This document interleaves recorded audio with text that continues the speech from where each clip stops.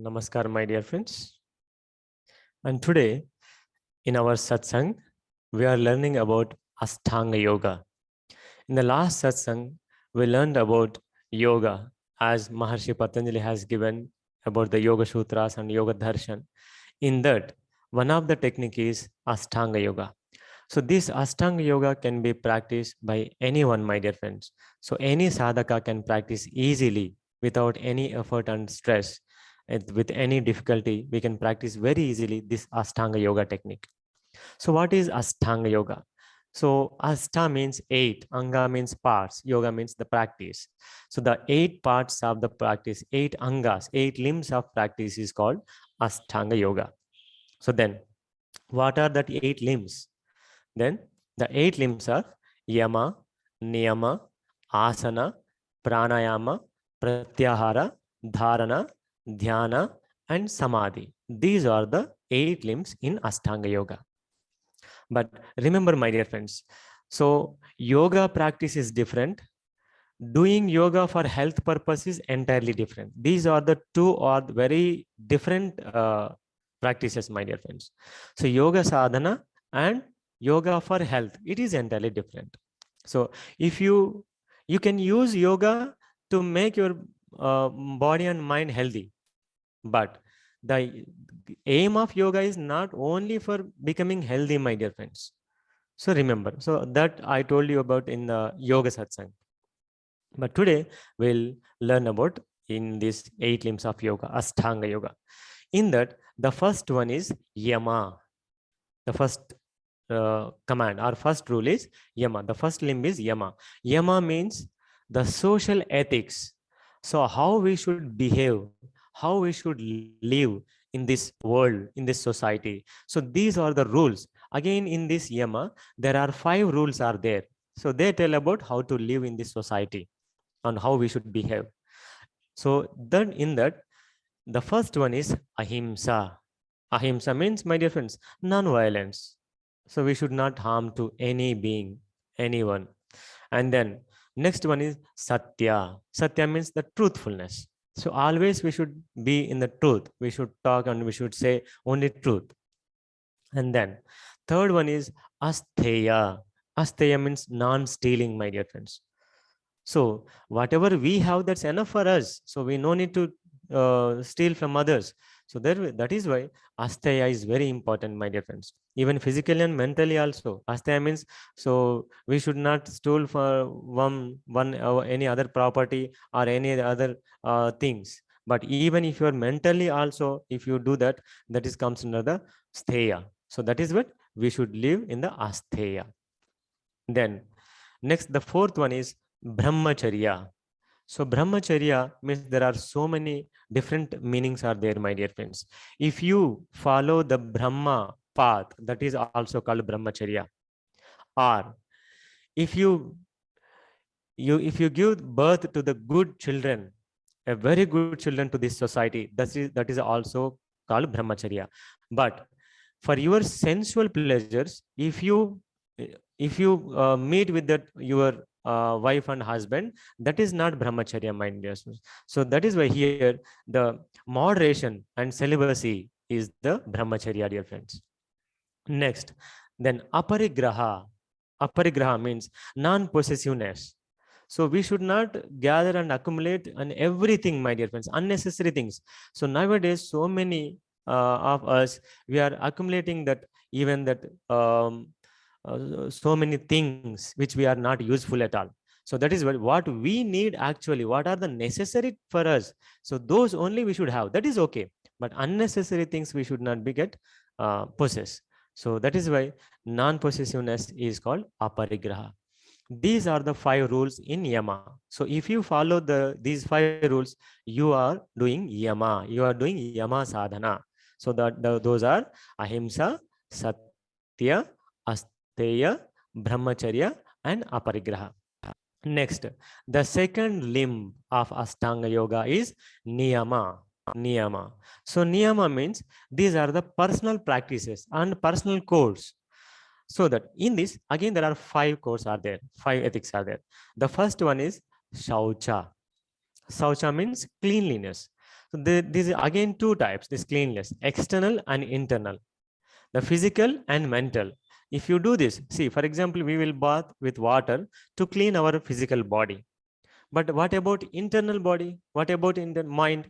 So that is why here comes the pranayama and meditation practices to clean our mind. So that is why as we are doing bath regularly 1 or 2 a day, as same we must practice at least twice or at least one time in a day pranayama and meditation, at least half an hour, so that the internal, the mind also will get purified. Then next, Santosha. See, if you follow this Shuchi, the Saucha, you will be really in happy, my dear friends. No doubt about it. Those who are not in purity in the mind, they will always in uh, in dukkha. Am I right? So that always follow the Saucha, then the Santosha will takes place. Then the third one is Tapas. This tapas is like fire, my dear friends. That is the degree, the intense of your practice. So the intense of practice depends on your tapas. It is austerity. Then the fourth one is swadhyaya. Swadhyaya. Swadhyaya means swa means self. Adhyaya means study. So we have to study ourselves.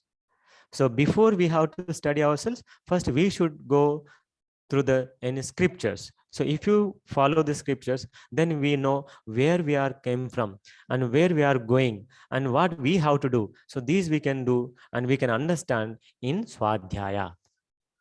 And then the next one is Ishvara Pranidhana, fifth one, Ishvara Pranidhana, which means to complete surrender to the God. So if you are doing any work, for example, so if you do any work, you will get some result. So you just don't take that credit of work and credit of result. You should not take, and you just credit to the Ishvara. So that either sukha or dukkha, either pain or pleasure, you no need to bother about them. So the Ishvara takes care about. If you take that credit, then the circumstances results you should take either pain or pleasure. So that is why the karma. So we are facing. So that is why we should not take any credit. Whatever the doing, we are doing. So you just imagine like I'm doing my dharma. That's it. Whatever the giving or Ishvara giving, what are the taking or Ishvara taking. So for me, no pain and no pleasure at all. If you live in this way, and then there is no BP at all, and there is no sugar, there is no brain clots, there is no heart blockages, and at the end of the day, you will sleep very nice like a baby, my dear friends. Otherwise, you will get insomnia problem, tension, BP, etc. So that is why we are not the cause for our works. We are not cause for our karmas. We are not cause for our results. So when till you are that credit giving to the Ishvara.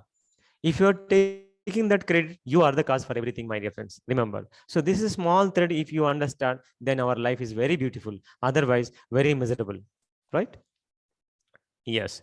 Then the third one is the third limb is asana. So here's the very confusion. We'll get very big confusion, my dear friends. What asanas we should practice for yoga practice?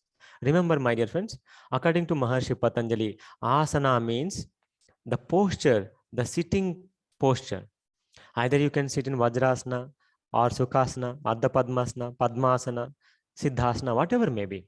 So this asana is the aim of the asana is to sitting comfortably without any strain as longer as possible for pranayama and meditation purpose.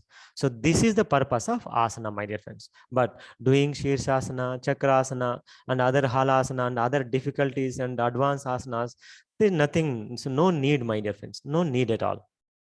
So as you sit longer, then you have to capable enough strength to maintain in your body to sit longer time. So that is for that purpose you need some 2 3 or 4 asanas. That too very simple asanas are enough, my dear friends.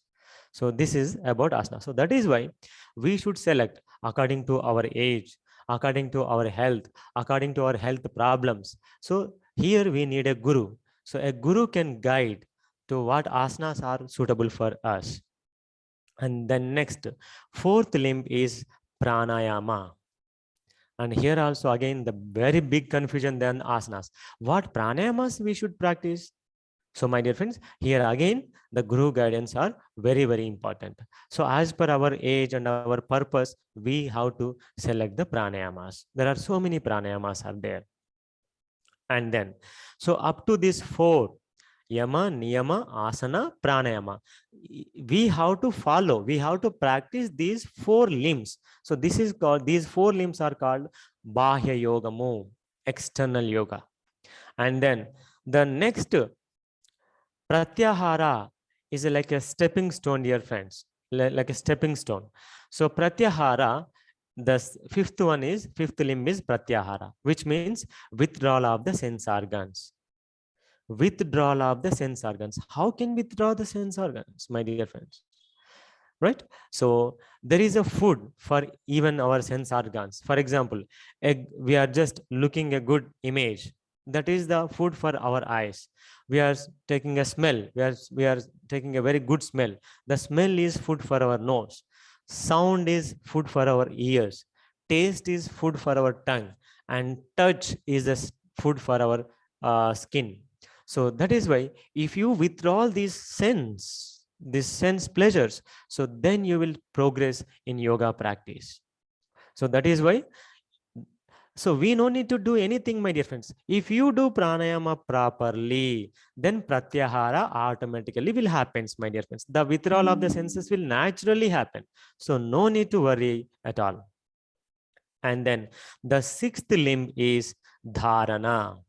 Dharana means concentration, focus, attention, my dear friends. So when pratyahara takes place, when pratyahara happens, then only dharana starts, my dear friends, unless it is not at all possible. Remember, my dear friends.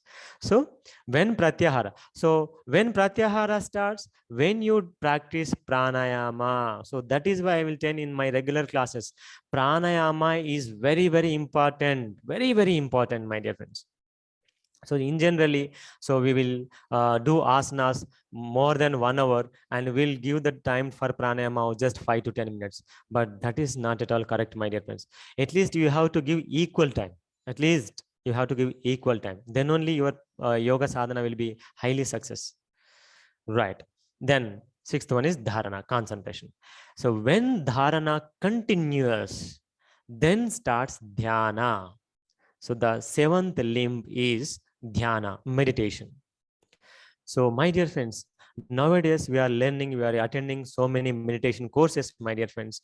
Those are not at all useful for our progress, for yogic progress, my dear friends. No, if you follow this step by step, unless you are not following ahimsa, how can you meditate, my dear friends? How can you are, unless you are not following the saucha, the mental purity, how can you meditate, my dear friends? Unless you are not withdrawal of the sense pleasures, then how can you meditate? How can you concentrate at all? So that is why even though so many experience yoga sadhakas are there, still there is no progress at all. Even there are 20 years of experience and 30 years of experience. So that is why unless we are not following the fundamentals of yoga, we should not go into even a single step the progress. We can't get any single step of the progress.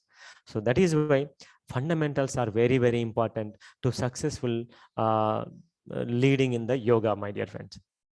So then the eighth limb is samadhi. Samadhi.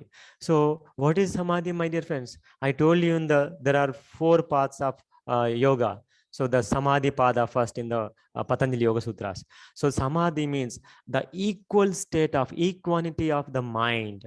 So when you will get this stage, when you are mastering dhyana, when you are mastering meditation, then only you will get this samadhi state. Otherwise, no, my dear friends. Otherwise, not at all. So if you get any result, and you will get proud, and if you feel any if you lost anything, then you will depress. So this is not the equal state of mind, my dear friends. When a yogi can achieve the dhyana, then he enter into the samadhi state. And as per Patanjali, Maharshi says, when a sadhaka enters and achieves the samadhi, then he has learned a first step in yoga practice.